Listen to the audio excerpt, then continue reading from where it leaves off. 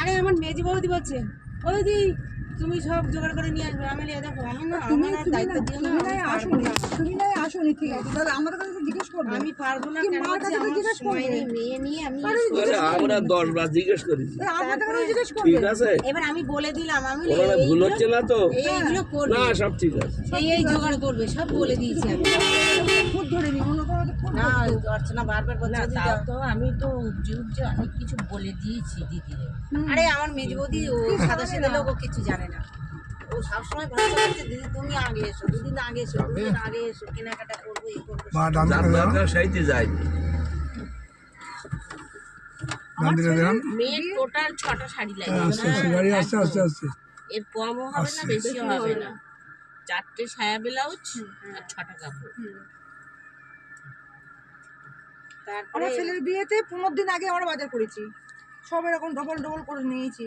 এ তো তন্ময় তো অনেক আগে ইয়ে করে কেনাকাটা করলো তো। 12 সাথে হ্যাঁ তন্ময় তো অনেক আগে কেনাকাটা করেছে, করলো কিন্তু শান্তিপুর থেকে। কম কিনে ফেলেছে, মানে যেগুলো দরকার সব তন্ময় দিদি গেল, জামাইবাবু গেল, তারপর আরেকজন গেছিল, 4-5 জন গেছিল। শাড়িটা দেয়নি, বেনারসি দেয়নি। না এখন নয়, রাত্রি আনবে। রাত্রে আনবে কেন? তা কি লোক দেখবে, তত্ত্বই দেখবে, মিষ্টি মিঠাই তত্ত্ব সব সাজে জিনিস রাত্রিরে দেখবো, রাত্রিবেলা দেবো। সব এখনই আসবে, সবাই দেখবে। আমি ছেলেদের বিয়ে দিয়েছি শ্রাবণ মাসে, আমি কেনাকাটা করেছি একদম পুজোর থেকে টোটাল বিয়ে বৌভাত পর্যন্ত। একটা কোনো শাড়ি কম করিনি, কোনো সায়া ব্লাউজ কম করিনি। মানে মনে পড়ছে আমি কিনে আনছে। প্রত্যেকটা শাড়ির সাথে প্রত্যেকটা একেবারে বাজার করেছি। ও, ঠিক আছে, এটাই ভালো। আমাদের একদম সেট ধরে কিনে দিয়েছি। বাড়ি থেকে লিখে দিয়ে দেওয়া, হ্যাঁ এই কটা শাড়ি, এই শাড়ি, ওই শাড়ি, সেই আর শাড়ি। প্রত্যেকটা শাড়ির সাথে সায়া ব্লাউজ। হ্যাঁ, দিতে হয় তো, সায়াবেলা সেট তো আর দিতে ইনি শুধু বলে দিয়েছে আমাকে, তুমি পিছপা হবে না, যা লাগবে আমি এখান থেকে টাকা পাঠাবো।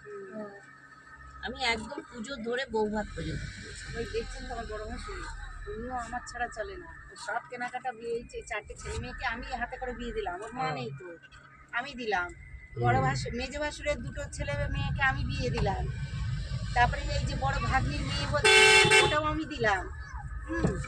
তো যার জন্যই ওই বিয়ের কাজে সব ওই আমাকে ডেকে ডেকে জিজ্ঞাসা করবে, আমাকে ডেকে ডেকে সব করবে। করতে করতে তো আবার অভিজ্ঞতা আমাদের হয়ে বৌমা গেছে। বলছে, আমাদের বৌমা বলছে, ওমা আমার ভাইয়ের বিয়েতে তুমি 4 দিন আগে যাবে। আমার মা কিন্তু কিছুই জানে না, সব তুমি গিয়ে নিয়ম কানুন করবে। আচ্ছা ঠিক আছে, যে সেই বৌমা আগে থাকি।